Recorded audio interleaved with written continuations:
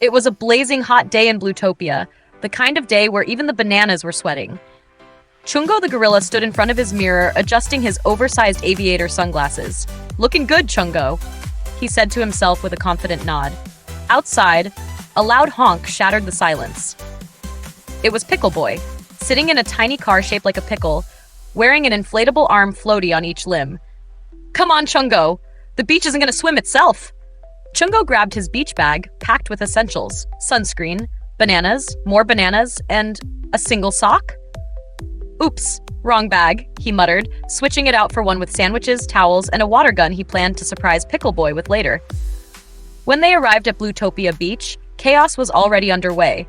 Jongo and Timgo were arguing over whether a sandcastle needed a garage. For what? Sandcars?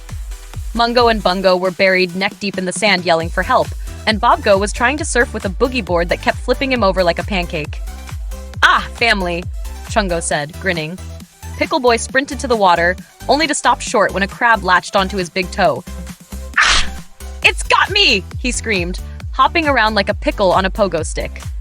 Chungo calmly walked over, plucked the crab off, and placed it back in the water. "Relax, Pickleboy. It's just saying hi." "Well, next time it can send a postcard," Pickleboy grumbled, sticking his foot in a bucket for dramatic effect. Chungo decided to join Jongo and Timgo's sandcastle project. "What's the plan, guys?" "We're building a sand kingdom," Jongo said proudly. "Complete with a sand roller coaster," added Timgo. Chungo scratched his head. Have you ever seen a roller coaster made of sand?" "Not yet," Jongo replied, dumping a bucket of wet sand onto Chungo's foot. Meanwhile, Pickleboy tried to help but ended up collapsing the castle when he tripped over his own floaty. "Oops, guess we're starting over?" he said, trying to rebuild it with his hands shaped like pickles. Later, Chungo decided to try surfing.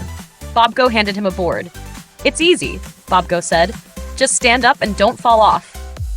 "Thanks, Bobgo. Super helpful," Chungo replied sarcastically. He paddled out into the waves, stood up, and immediately fell off.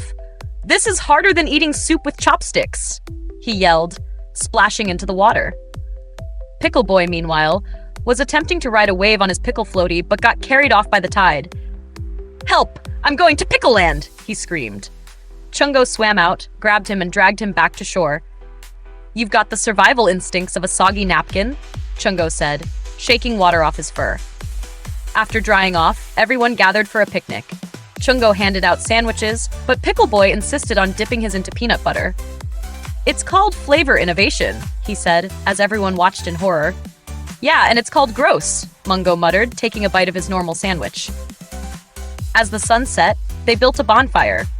Pickleboy tried roasting marshmallows, but he somehow set his stick on fire and started running around, waving it like a torch. "It's alive!" he screamed, while Chungo calmly took the flaming stick and extinguished it in the sand. "This was the best beach day ever," Chungo said as they packed up to leave. "Agreed," Pickleboy said. "Next time, let's bring a water slide." Chungo gave him a look. "Next time, let's bring common sense." Everyone laughed as they piled into their cars, leaving behind the sandcastle ruins, half-eaten bananas, and Pickleboy's dignity. Another unforgettable day in Bluetopia,